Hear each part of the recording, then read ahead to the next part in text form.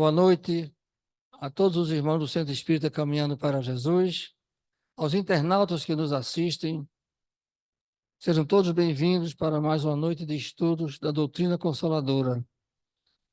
Hoje nós temos a grata satisfação de contar com o nosso irmão Bruno Tavares, da Casa dos Humildes, que vai nos trazer o tema O Livro dos Espíritos, uma nova era para a humanidade. O título já diz tudo, porque a doutrina espírita veio descortinar horizontes de luz para a humanidade. Não foi para aquela situação da época, veio para toda a humanidade. Então, é importante que nós festejemos esses 167 anos do lançamento do Livro dos Espíritos, que faz parte do Pentateuco Espírita. Para fazer a prece inicial, nosso irmão Adolfo fará, por favor. Boa noite a todos. Deus, nosso Pai eterno, queremos louvar a possibilidade de termos nosso irmão maior, nosso mestre, que há tanto vem insistindo, com tanta paciência, apresentando todos os seus ensinamentos e com grande confiança que nós conseguiremos seguir a todos. A nossa imagem maior, nosso exemplo de mãe, Maria, que tanto suporte deu a nosso irmão Jesus. Queremos agradecer a oportunidade de estar aqui nesse momento, pensando, raciocinando, absorvendo todos os ensinamentos, todas as emanações que chegam até nós.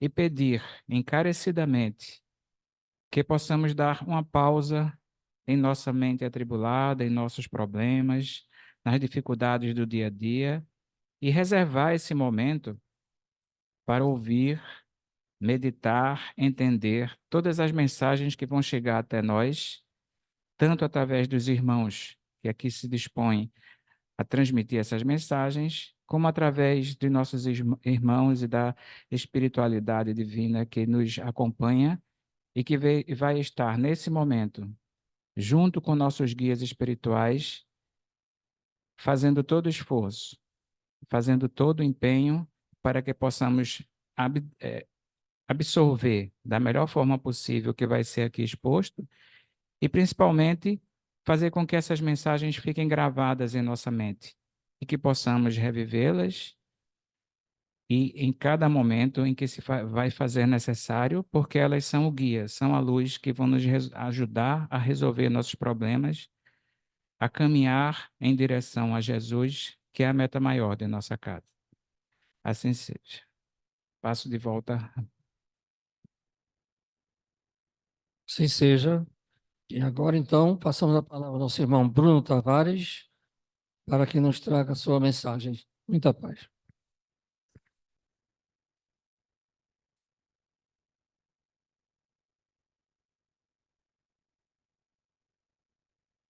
Bem, meus queridos amigos e irmãos, muito boa noite. Estamos aqui finalizando esse mês de abril, que é o mês que mais tem efemérides espíritas, ou seja, as datas comemorativas do Espiritismo, né? Datas importantíssimas, como a data do Evangelho segundo o Espiritismo, né? Como a data de Chico Xavier, em 2 de abril. Agora, claro que a data magna do Espiritismo, no mês de abril, é o 18 de abril de 1857, com a chegada à Terra da obra mais importante da doutrina espírita, o Livro dos Espíritos.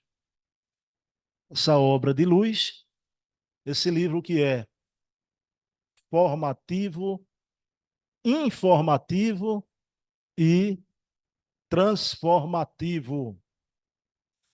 É formativo porque forma um ponto de vista. sobre a espiritualidade, sobre os pontos da filosofia, da vida humana. Ele é informativo porque traz informações através dos espíritos amigos, informações sobre a vida espiritual, sobre o consolo de que a vida continua, a vida prossegue, e, por fim, ele é transformativo, porque, ao lê-lo, a nossa vida nunca mais será a mesma. Como de saída, vamos ver com dois expoentes, dois queridos confrades nossos, que despertaram para uma vida nova ao ler o Livro dos Espíritos. O primeiro era um jovem médico, que vinha de um momento dificílimo na sua vida. A sua jovem esposa, bem jovenzinha, quase uma menina,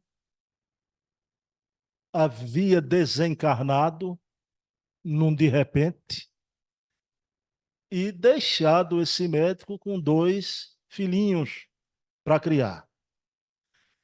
Esse médico, apesar de ser uma alma elevadíssima,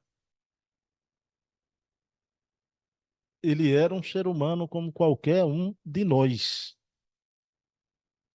Os amigos dirão que aquele médico foi assaltado de extrema melancolia, com a passagem da esposa, da jovem esposa, para a vida espiritual. Mas, na verdade, aquele jovem médico se encontrava em depressão,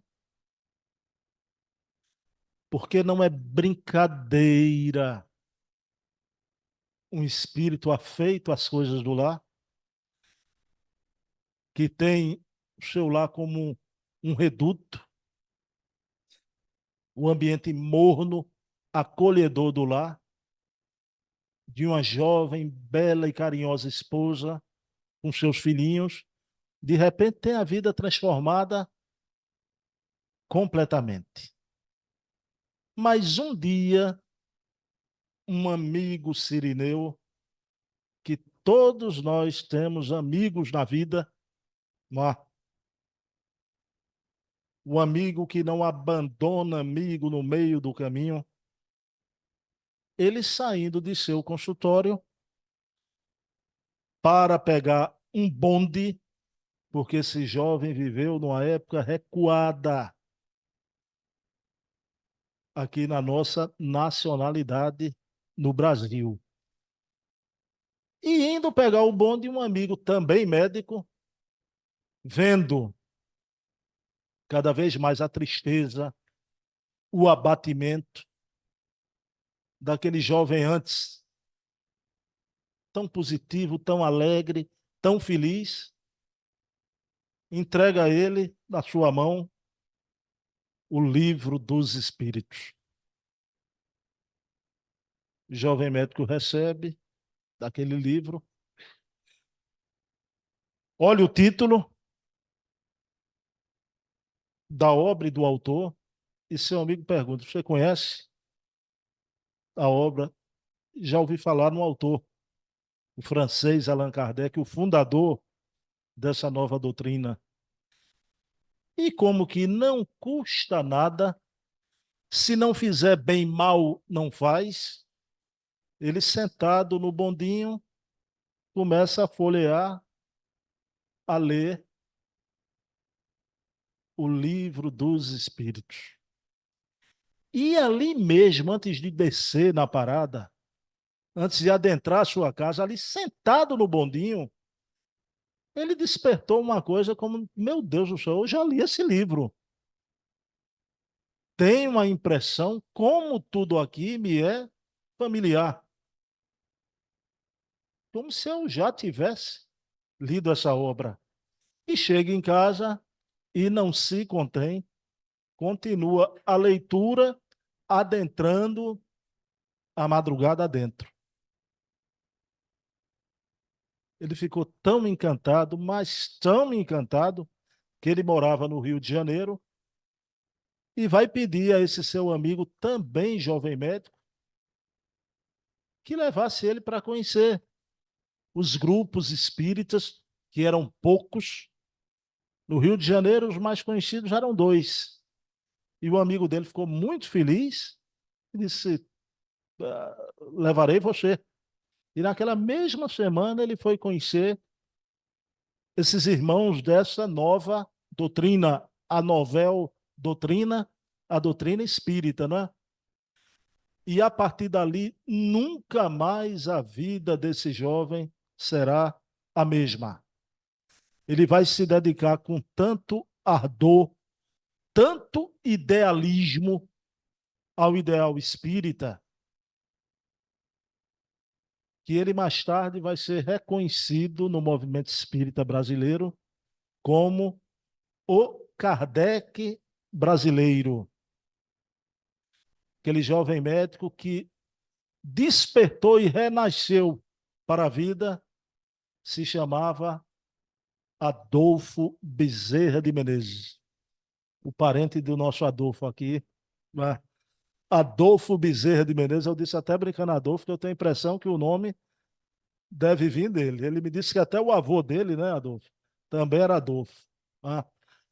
Então, doutor Adolfo Bezerra de Menezes, um espírito maravilhoso de escola, foi despertado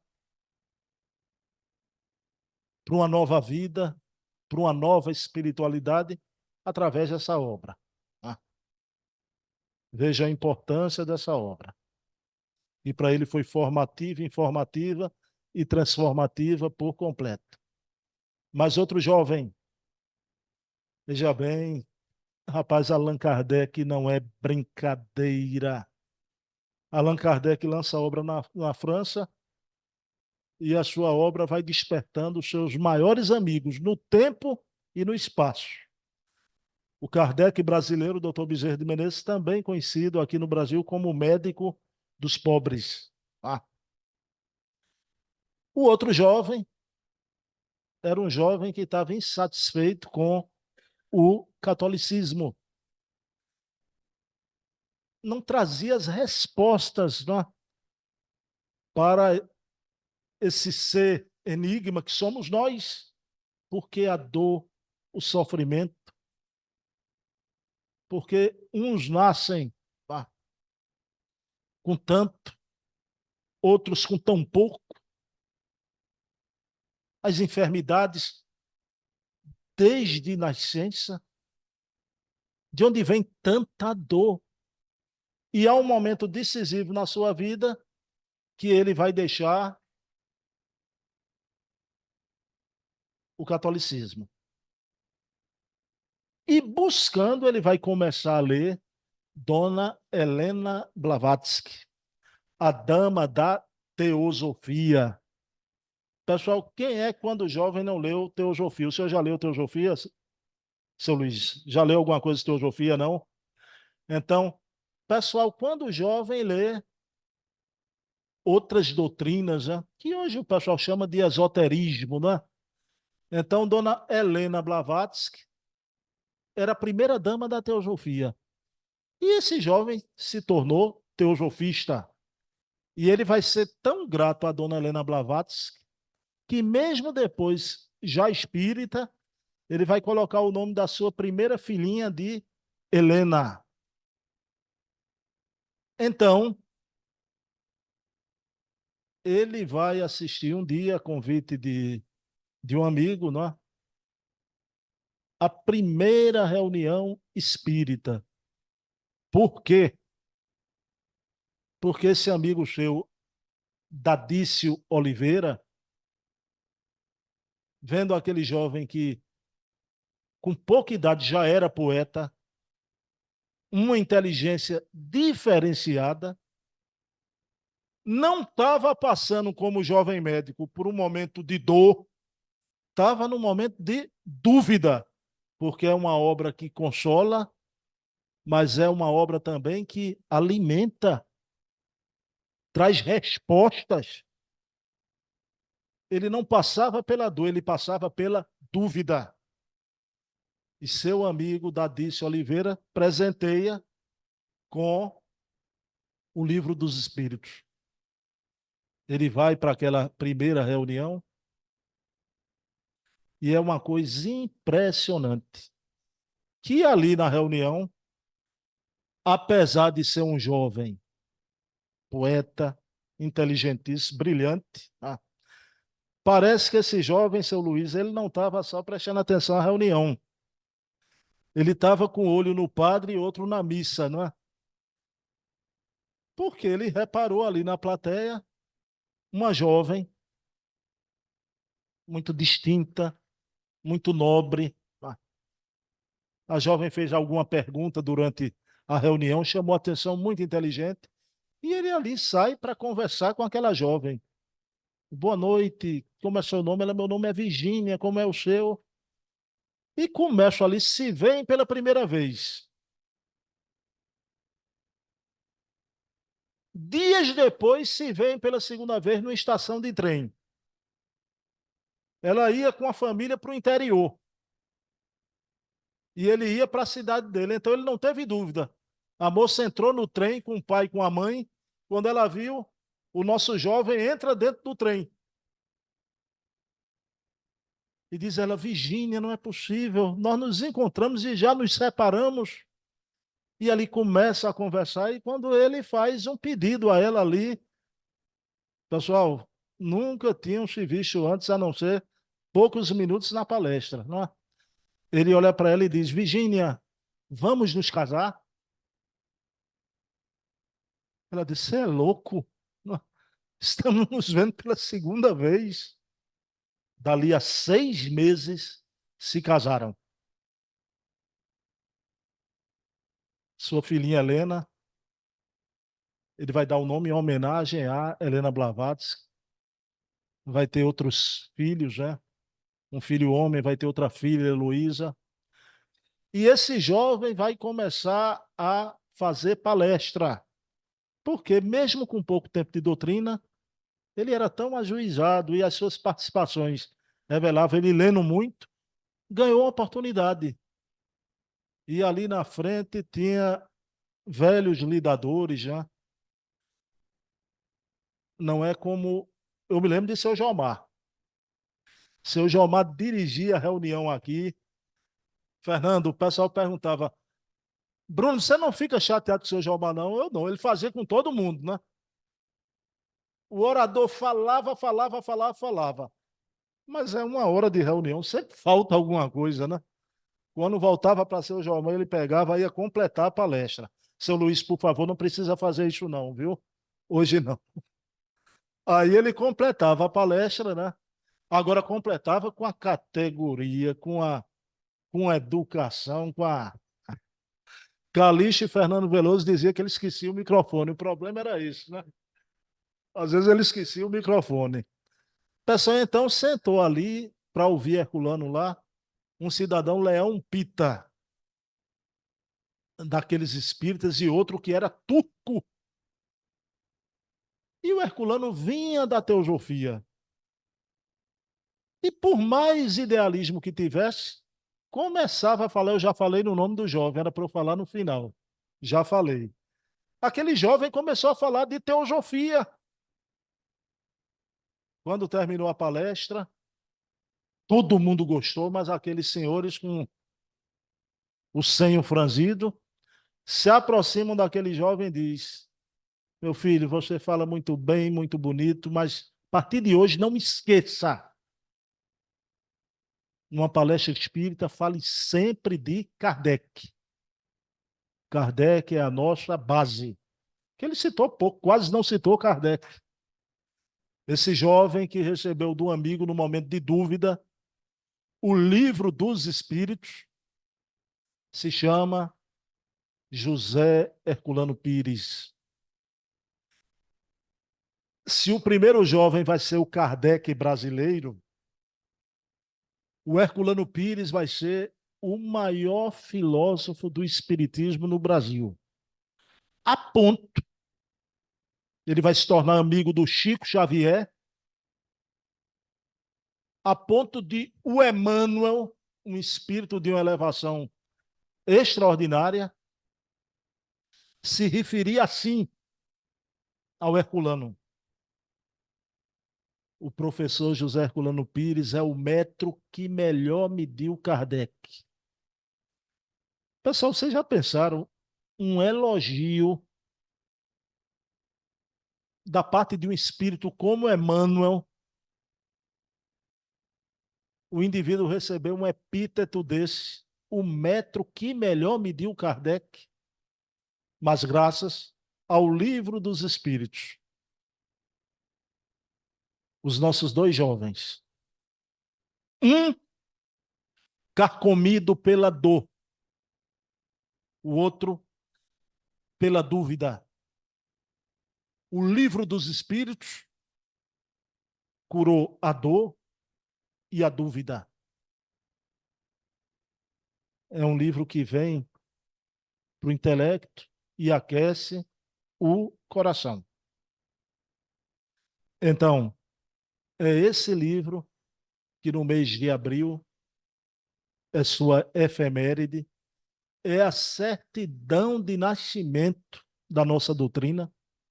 18 de abril de 1857, foi lá que nasceu uma história sem fim. Nasceu uma história sem fim. Em outros momentos, há uns meses atrás, eu falei aqui de Kardec, eu contei como foi aquela manhã, o encontro dele com Flammarion, não vou repetir. Vamos para o Livro dos Espíritos. Ele é um livro tão importante. Seu Luiz, quando anunciou o tema, disse o Livro dos Espíritos que faz parte da codificação, não é? Ele faz parte, ele inicia, mas vejam bem, o Pentateuco kardeciano começa com o Livro dos Espíritos, depois 1857, 1861, o Livro dos Médiuns, 1864, o Evangelho segundo o Espiritismo, 1865, o Céu e o Inferno, 1868, a Gênese. Mas esse Pentateuco kardeciano, essas 5 chamas acesas, iluminando a humanidade, né? 5 chamas, toda ela deriva do Livro dos Espíritos. Porque esse livro é dividido em 4 partes. Primeira parte, das causas primeiras. Segunda parte, do mundo espírita ou dos espíritos. Terceira parte, das leis morais. Quarta parte, das esperanças e consolações. Pessoal, cada parte dessa deu um livro. Primeira parte, das causas primeiras, vai nascer a Gênese.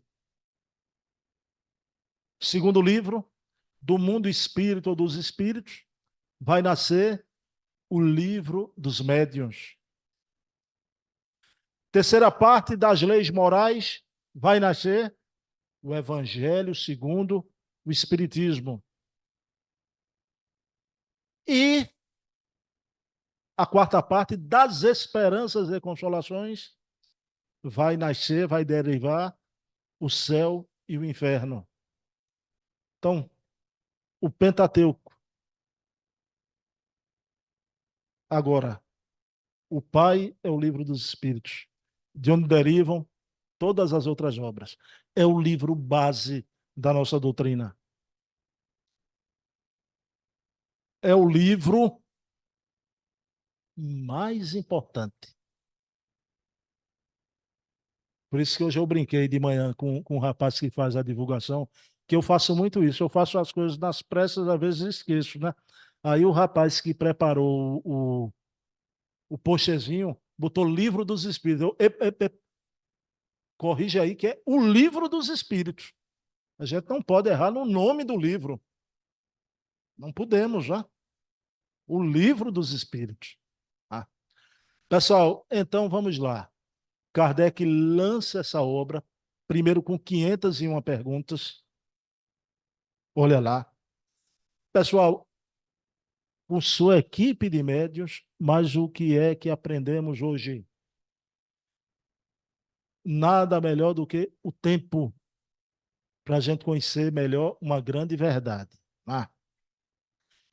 Kardec utilizou vários médiuns.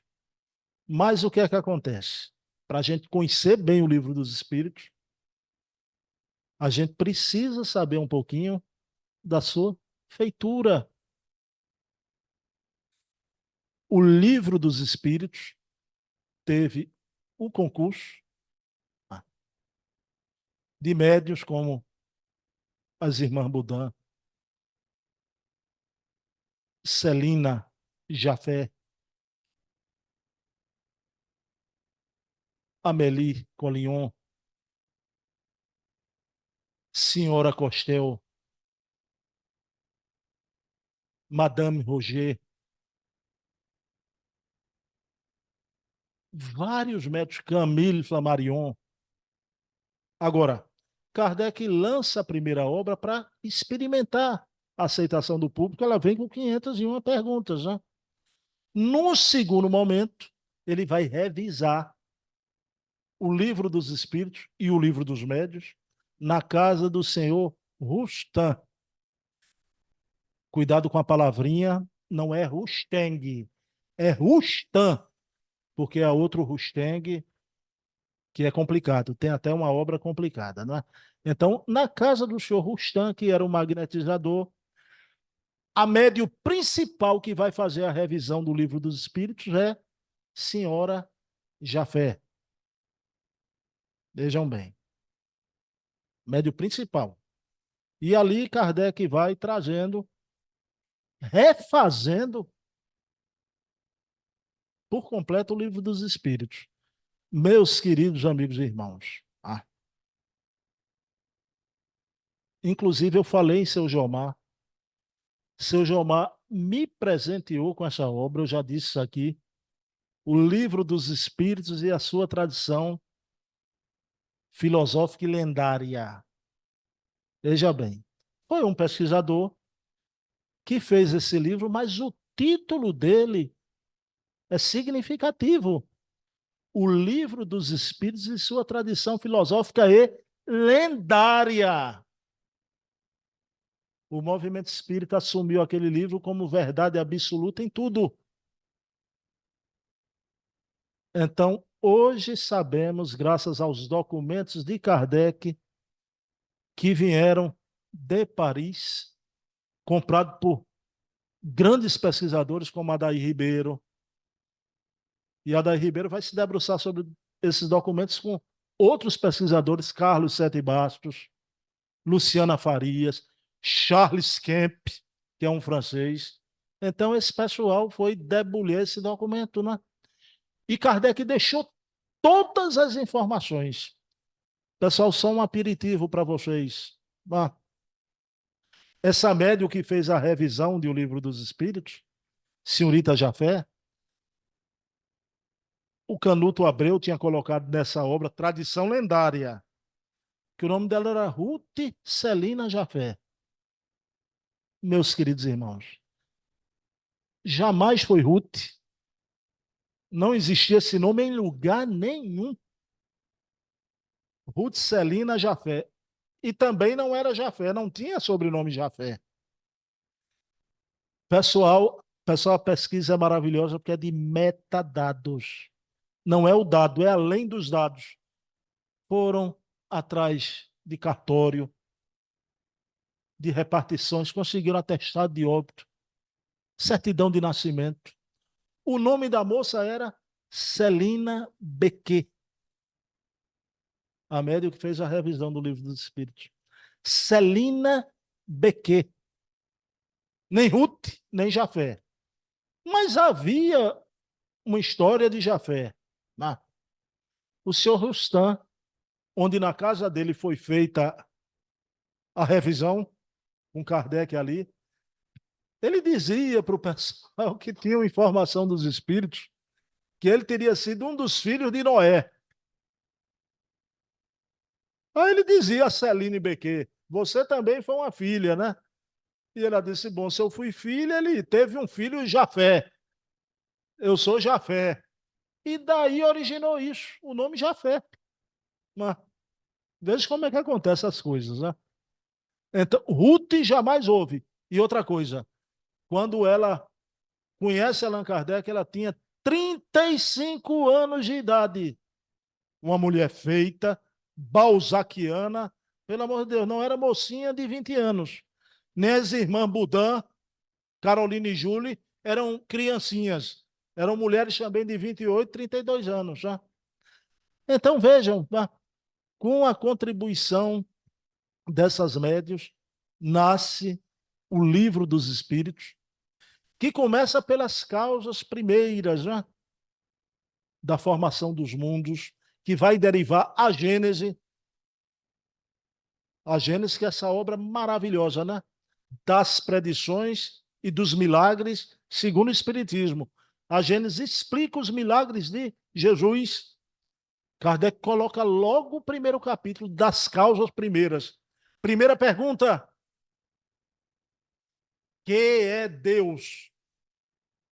Ele muda o paradigma. Não é quem é Deus. Um Deus à imagem do homem, antropomórfico. É que é Deus. Aí os espíritos respondem, né?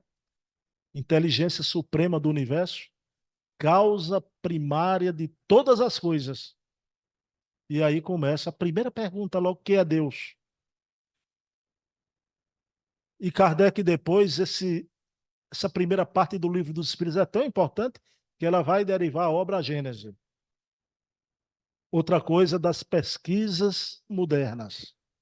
Olha lá como é importante, né? Pessoal, hoje a gente tem a maior biografia de Kardec, é essa obra aqui. Porque é atualizada. Com os documentos, as fontes primárias. Do próprio Allan Kardec. Espíritos sob investigação. Por que espíritos sob investigação? Porque é a biografia de Kardec, dos médiuns que participaram da codificação e também dos espíritos comunicantes. Pessoal, tinha relação, é impressionante os documentos de Kardec. Quem já não ouviu falar no espírito Erasto? Só se comunicava através do médium Dambel. O senhor Dambel desencarna, nunca mais Erasto se comunicou. Vejam as certas particularidades de afinidade do espírito com o médium. Mas veja que coisa interessante. Então, durante a pandemia, no início da pandemia, uma jovem foi pesquisar a obra Gênese e ela viu que teve uma alteração da 4ª para a 5ª edição. Veja bem como é as coisas, né? Da 4ª para a 5ª edição. E ela viu que eram alterações muitas, grandes, né? E aí vem a teoria de que a Gênese de Kardec foi adulterada. Adulterada. Ela é uma grande pesquisadora, Simone Privato, que merece respeito. E graças a ela surgiu essa pesquisa toda. Mas alguns, e como é bom, olha aí o Herculano, quando recebeu o Livro dos Espíritos, eu falei aqui, a dor ajuda a gente a se transformar, mas a dúvida também. A dúvida não é um mal, às vezes é um bem, para a gente enxergar uma realidade melhor. Alguns pesquisadores não aceitaram essa teoria da adulteração.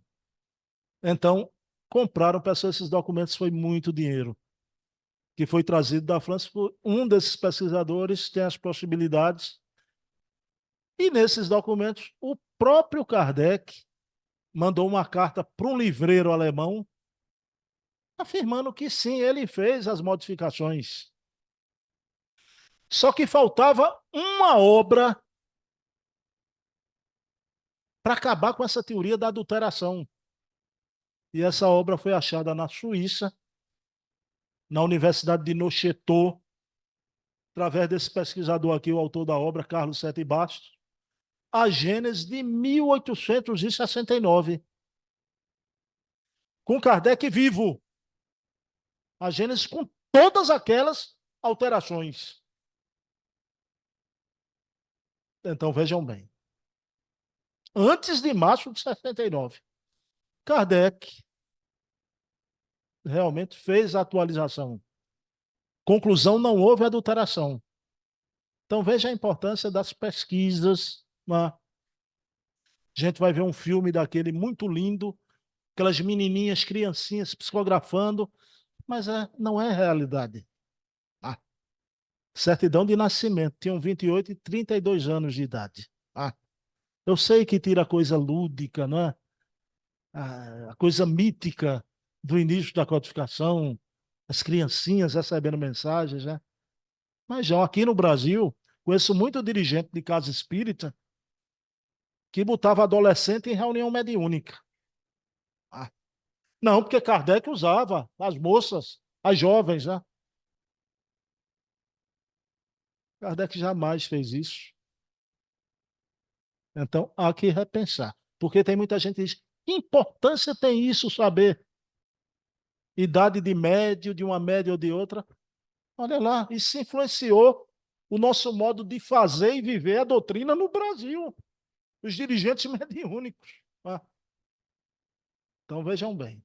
Então, primeiro livro das causas primeiras, Kardec mostra ali até o nascimento de Jesus, que não teve nada de miraculoso. Os espíritos disseram a Kardec ali que do nascimento até a concepção, está lá na Gênese, tudo se passou como nas condições ordinárias da vida. E como o próprio Jesus disse, eu não vim destruir a lei, mas vim dar-lhe cumprimento. Hoje a gente fica encantado com a série que está passando aí, que eu vi, realmente é maravilhosa. Alguém já viu a série The Chosen? Já viu? Não é maravilhosa? Mas a série é qualquer coisa, né? The Chosen. E mostra um Jesus humano, aquele grupo ali, os diálogos são arrebatadores, né? Pois é, o nosso Jesus. A gente não precisa de um Jesus, não é? Há lá as lendas de Krishna, de Osíris, governador do planeta Terra, e o Verbo, no princípio era o Verbo, e o Verbo se fez carne e habitou entre nós, cheio de graça e de verdade, dizia João. O livro A Gênese, das causas primeiras, das predições e os milagres de Jesus, trata disso. Desdobramento da primeira parte do livro dos Espíritos. Segunda parte, o livro dos médiuns. É o livro da mediunidade. Todo mundo quer desenvolver a mediunidade, né? Embora que me permitam, para mim a palavra mais adequada é educar a mediunidade. Mas não vamos querer ser mais real que o rei. Mas o pessoal quer desenvolver a mediunidade, não quer ler o livro dos médiuns. Então, Kardec coloca ali o maior tratado de mediunidade. Aquilo que a nossa querida Joana de Ângeles vai afirmar que é o maior tratado de parapsicologia existente até hoje. Ali Kardec coloca os 69 tipos de mediunidade. Eu estou dizendo esse número, não que eu contei, porque os estudiosos catalogaram 69 tipos de mediunidade. É o manual do médium. Então, o médium que quer trabalhar aqui no Caminhando para Jesus, tem que ler essa obra. Se não leu o Livro dos Mestres, está em falta. Está em falta. Então, do mundo dos espíritos, do mundo espírita ou dos espíritos, segunda parte do Livro dos Espíritos, deriva aí todas essas leis que os espíritos vêm ensinar a mantermos esse intercâmbio. E para a gente ter uma análise das comunicações, passar tudo pelo crivo da razão, não aceitar mistificação. Então, é um caminho da mediunidade sem atropelos, um caminho pavimentado, graças ao Livro dos Médiuns, que surgiu do Livro dos Espíritos. Aí vem a terceira parte das leis morais. Meus queridos irmãos, se encontrava na Terra Jesus. Falei agora mesmo na série de Chosen. Jesus se encontrava na Terra. Para que vinha o Espiritismo com as leis morais? Se Jesus já tinha trazido o Evangelho, há algo melhor, mais alto, mais profundo, mais belo do que o Evangelho de Jesus? Por que os Espíritos vêm trazer as leis morais? Bom, ninguém aqui perguntou, eu estou colocando em tese. Se alguém perguntasse, a gente já tinha Jesus, para que o Espiritismo? Para que os Espíritos trazerem essas leis e o Evangelho? Essa pergunta deve ser feita a ele, Jesus. A ele. Porque foi ele quem avisou. Vós tendo olhos não veem, vós tendo ouvidos não ouvem. Eu vou para o meu Pai e pedirei um outro Consolador. Ele lembrará tudo o que eu tenho dito e ainda dirá muito mais. Olha lá. Jesus anuncia, promete um outro Consolador que viria, que lembraria tudo o que ele tinha dito e ainda diria muito mais. Diria muito mais porque o Espiritismo vem dizer mais que Jesus é o Consolador prometido. Por quê? Não porque Jesus não pudesse dizê-lo há 2000 anos. Mas a humanidade não estava preparada. Muito ainda teria para vos dizer, mas tendo olhos não vê, ouvidos não ouvem. Mais tarde virá um outro Consolador. E os Espíritos trazem a mensagem da Boa Nova do Evangelho no novo momento. E para não haver dúvida, as 10 leis morais da existência, desde a primeira lei de adoração até a lei de justiça, amor e caridade. As leis morais da vida, porque a humanidade precisa descobrir o quanto antes que 3 pontos, né? Primeiro ponto, existem leis. Segundo ponto, existem leis. Terceiro ponto, existem leis. Se o homem não compreender isso, querer prosseguir cometendo erros, metendo a cabeça nas paredes, ele vai sofrer tanto, até compreender que existem leis. São as leis maiores da vida. As leis da existência que Jesus resumiu numa só. Amai a Deus sobre todas as coisas e ao próximo como a ti mesmo. Só que os Espíritos vêm facilitar. Jesus foi quem prometeu. Esse Consolador dirá muito mais. Então veio debulhar. essa lei de amor em 10 leis morais da vida, da existência. E aqui na obra base, terceira parte das leis morais. Tem gente que discute hoje no Espiritismo. Espiritismo é religião ou não religião? Uns preferem dizer que é uma ciência com consequências morais. Eu aceito religião, o tríplice aspecto. Eu aceito ciência, filosofia e religião. Claro que é religião no sentido maior do religare. A gente não tem ritual, sacerdócio, paramentos, né? Então, a gente não tem nada disso. Ah. Hierarquias. Religião no sentido grego da palavra do religare. Mas tudo bem que é as consequências morais. O fim, o propósito é o mesmo. Uma moral mais alta, mais excelente, que não houve outra do que a moral de Jesus. Só que os espíritos ainda trazem o quê? A reencarnação, a comunicabilidade. Você chegar na Índia, todo mundo acredita em reencarnação. Todo mundo. Desde que a criancinha nasce. Mas ali tem ladrão, estuprador, fascínio, assassino. Porque a ideia da reencarnação não basta sozinha, por si só. A gente tem no Espiritismo a ideia da reencarnação com a excelente moral de Jesus. As leis morais da vida. Então, que a humanidade, a gente precisa retornar aos valores morais. Hoje a moral humana se transformou tábula rasa.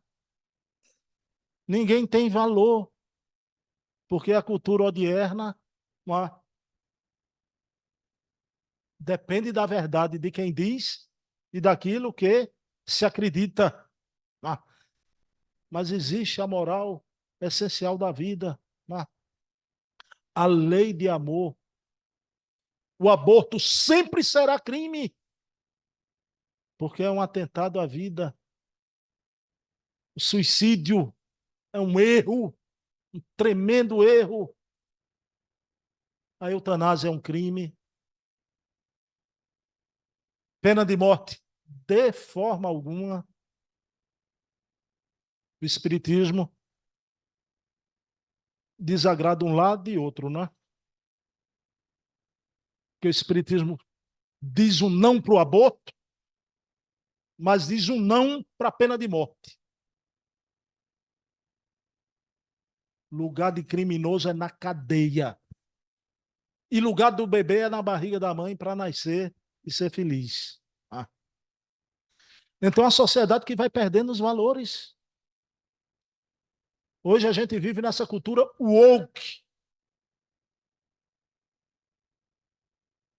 que é um monstrengo que criaram aí para dividir a sociedade humana com uma série de teorias e onde começa a ser criticado o evangelho do Cristo. Querem tirar a religião de tudo. Aqui no Brasil não vai prosperar. Porque o coração do mundo, a pátria do evangelho, a nação mais espírita do mundo, e onde multidões se debruçam e recebem com muita alegria a mensagem dos imortais, as leis morais da vida, e as aceitam. Quarta parte. As leis morais, a gente tem o Evangelho segundo o Espiritismo. Essa obra que deve ser estudada no recinto do lar. O lar que é o local mais importante do universo para você. O lar é a sociedade em miniatura, como a sociedade é o lar ampliado. Se você não se sente bem, meu caro e minha cara, no teu lar, você não vai se sentir bem em lugar nenhum. Então, trate de restaurar o ambiente do lar. E nada melhor do que o Evangelho. Essa prática que a gente tem no Brasil, desde o início da chegada da doutrina até hoje, do Oiapoque ao Chuí, a prática do Evangelho no lar. A família se reúne com a toalha na mesa, o copo d'água fria, a oração, a conversa fraterna, não precisa ser demorado, e abre o Evangelho segundo o Espiritismo. Obra trazida pelo Espírito de verdade, que é aquele mesmo que anunciou o Consolador. Eu sou o caminho, a verdade e a vida para Deus. Quarta parte das esperanças e consolações, que vai se desdobrar no céu e inferno. Não é? Não há doutrina mais esperançosa que dá certeza da imortalidade. Esperançosa e consola o indivíduo por completo, porque não há morte. Hoje eu estou chegando aos meus 58 anos, estou convivendo muito bem com os meus mortos. Converso com eles através do pensamento, né? Meu pai, minha mãe, meu avô, minha avó, meus tios, meus amigos, alguns já estão partindo. Me dou muito bem. Eu não sinto a sensação de perda, de finitude.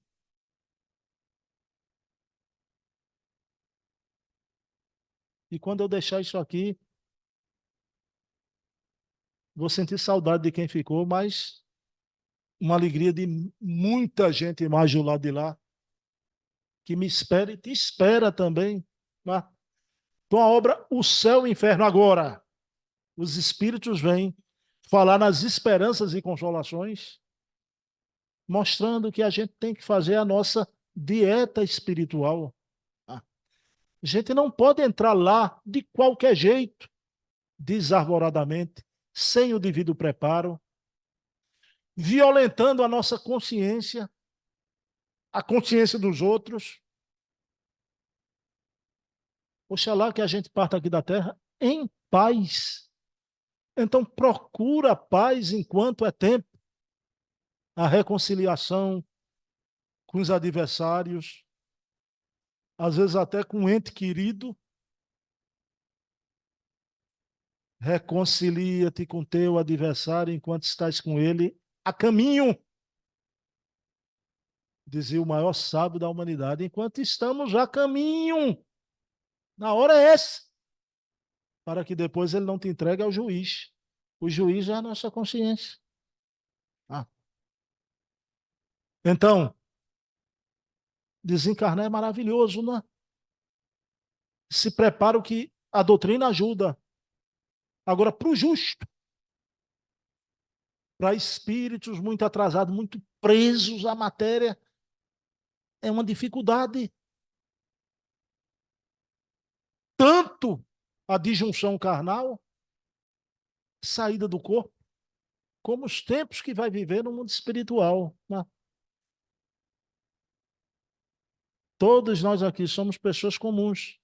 Nem somos os maiores, nem os menores. Estamos na craveira maior da humanidade. Agora, temos os nossos problemas, as nossas promissórias.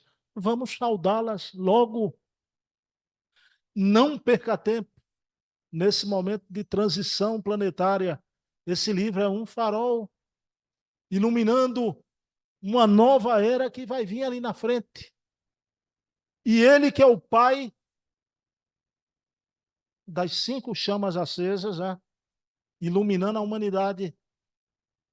Esse Pentateuco de luz. Então, graças a Allan Kardec, um mestre-escola, um educador. Pessoal, é emocionante as preces de Allan Kardec. Allan Kardec ficava inquirindo os espíritos sobre 2 questões que ele não estava satisfeito.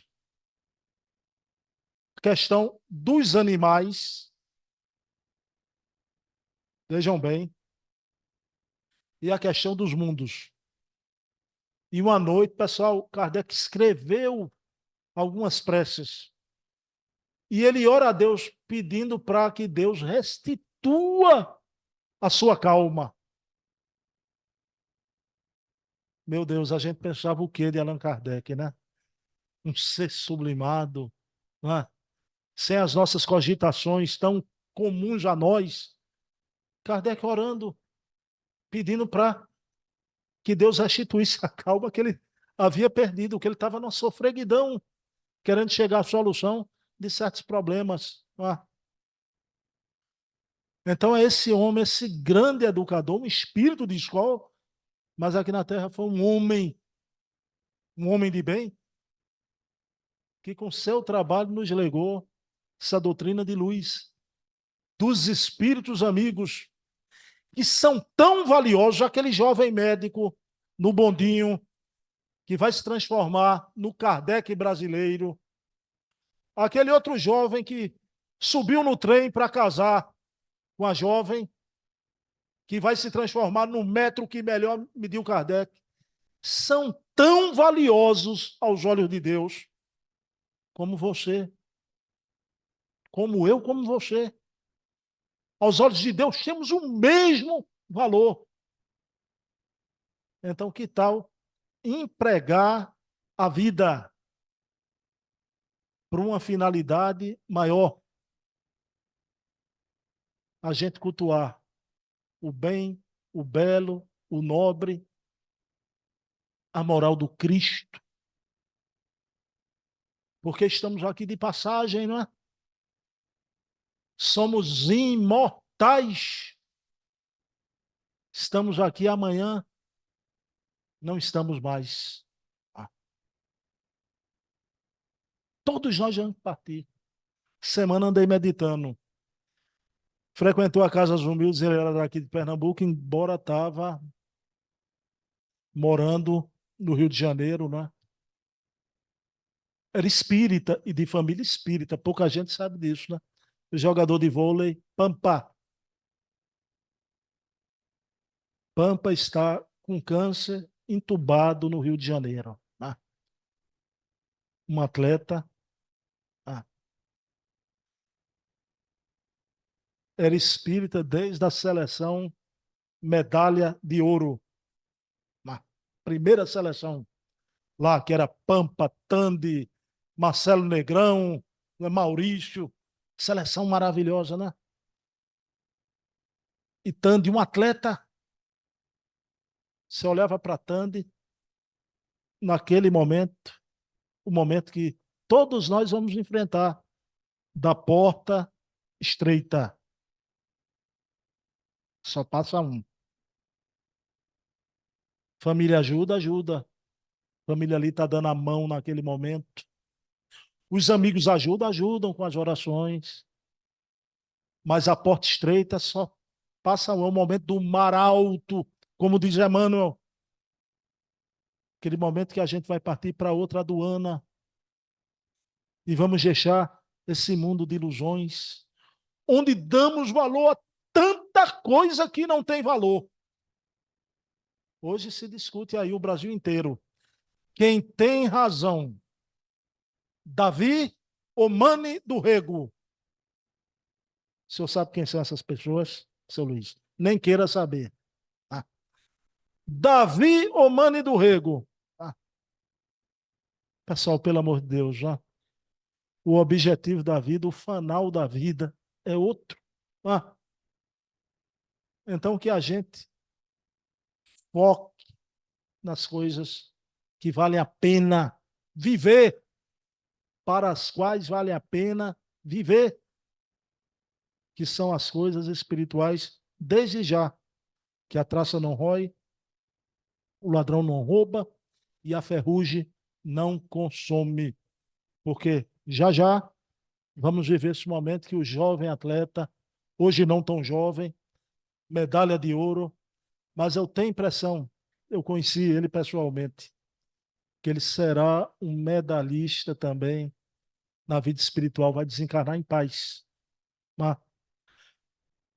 Então, xalá. Agora,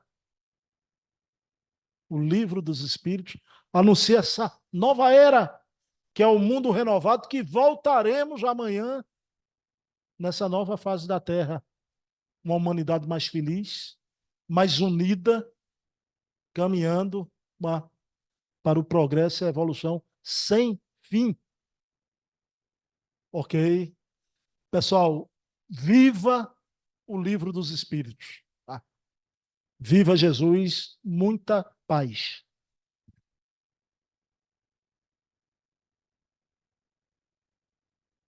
Obrigado, Bruno. Bela explanação, de esclarecimento. E como você bem disse, o Livro dos Espíritos descortina horizontes. E quando você falou no lar, eu lembrei que é um laboratório de evolução. É no lar que a gente constrói a caminhada. Mas estamos muito felizes pela sua presença, pelas suas explicações. E vamos pedir ao nosso irmão Metódio para que faça a prece de agradecimento. Boa noite a todos. Vamos elevar nossos pensamentos ao alto. Agradecer a Deus por esse momento de estarmos aqui reunidos, escutando essa palavra, esse banquete espiritual que nos foi dado, que nos foi fornecido pela espiritualidade maior. Que seja momentos de reflexões durante a nossa caminhada, desse planejamento reencarnatório, que façamos desses ensinamentos doutrinários a melhor caminhada de nossa existência. Que passemos pela porta estreita, que encontremos o nosso Mestre Jesus no outro lado, nos estendendo a mão, e que caminhemos construindo o reino divino em nossos corações. Que Deus abençoe a cada um de nós, hoje, agora e sempre. Assim seja. Assim seja. Então, meus irmãos, concluindo os trabalhos da primeira fase, mantenham-se harmonizados em silêncio, esperando a chamada numérica para o passe. Muita paz para todos.